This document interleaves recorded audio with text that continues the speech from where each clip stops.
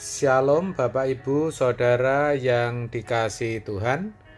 Seri pengajaran hari ini berjudul Mengasihi Tuhan itu harus.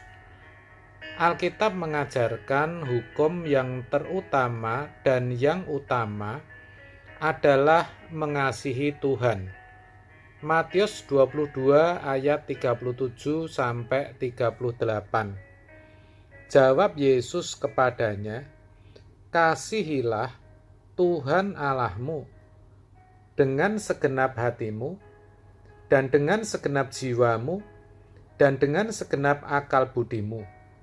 Itulah hukum yang terutama dan yang pertama.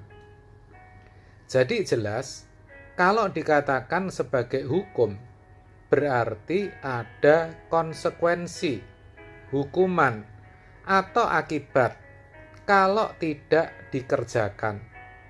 Dengan kata lain, mengasihi Tuhan itu suatu kemutlakan atau keharusan bagi setiap orang percaya.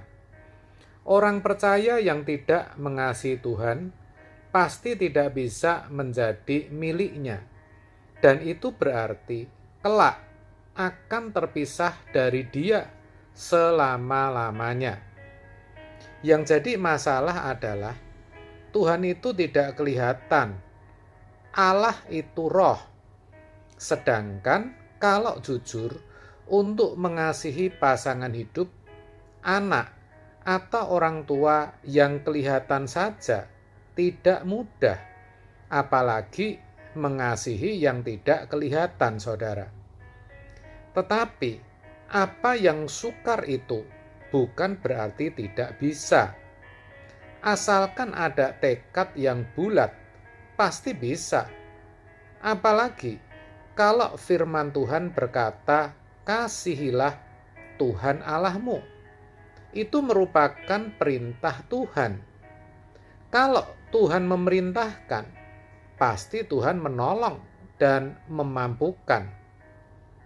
Tetapi kalau saya katakan Tuhan menolong dan memampukan, bukan berarti otomatis, saudara, otomatis kita bisa mengasihi Tuhan. Oh, bukan begitu. Maka dalam mengasihi Tuhan, seseorang harus berjuang secara total dengan segenap hati, segenap jiwa, dan segenap akal budi. Itu berarti kita harus memaksimalkan akal budi kita. Akal budi itu pikiran, saudara. Kita harus menggunakan pikiran kita.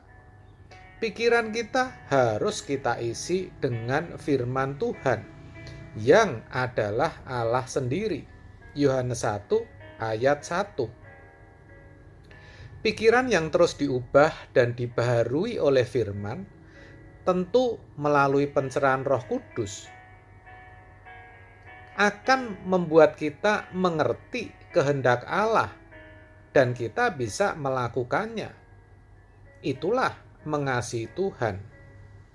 Saudara, sulitnya mengasihi Tuhan juga disebabkan karena Tuhan tidak mau diduakan. Matius 6 ayat 24 mengatakan, "Tak seorang pun dapat mengabdi kepada dua tuan. Karena jika demikian, ia akan membenci yang seorang dan mengasihi yang lain. Atau ia akan setia kepada yang seorang dan tidak mengindahkan yang lain. Kamu tidak dapat mengabdi kepada Allah dan kepada Mamon." Dikatakan, kamu tidak dapat mengabdi kepada Allah dan kepada Mamon. Jadi, kita harus memilih apakah mau mengabdi kepada Allah, mau mengasihi Dia, atau mengabdi dan mengasihi Mamon. Tetapi tidak bisa kedua-duanya. Saudara, Mamon itu berbicara soal harta atau materi. Dan memang benar apa yang dikatakan ayat di atas. Ketika seseorang mengasihi yang satu, ia akan membenci yang lain. Atau ketika setia kepada yang satu, pasti tidak mengindahkan yang lain. Padahal, untuk hidup di bumi ini, tentu orang membutuhkan harta atau materi. Maka, agar kita bisa mengasihi atau mengabdi kepada Tuhan saja, kita harus bisa melepaskan diri dari segala milik kita. Lukas 14 ayat 33.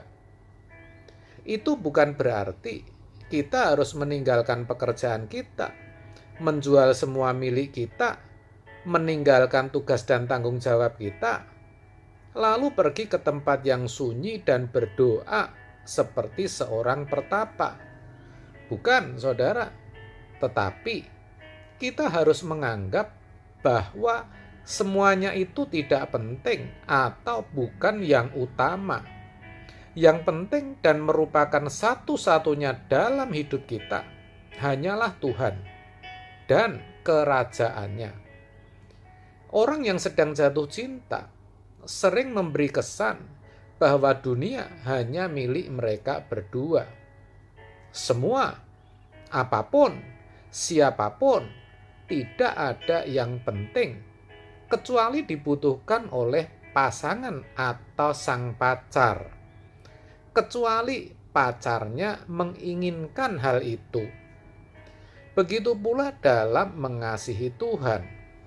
Apa yang kita miliki, yang sudah kita peroleh, yang melekat dalam diri kita, ataupun yang kita sedang perjuangkan, semua tidak ada yang penting, tidak ada yang berarti, tidak ada yang bisa membahagiakan kita, kecuali Tuhan menghendakinya, kecuali Tuhan menginginkannya, kecuali bisa menyenangkan hati Tuhan. Begitu maksudnya. Maka hidup ini jadi ringan, saudara. Mau ada boleh, tidak ada juga tidak apa-apa. Asalkan Tuhan disenangkan, asalkan apa yang menjadi kepentingan Tuhan bisa terpenuhi.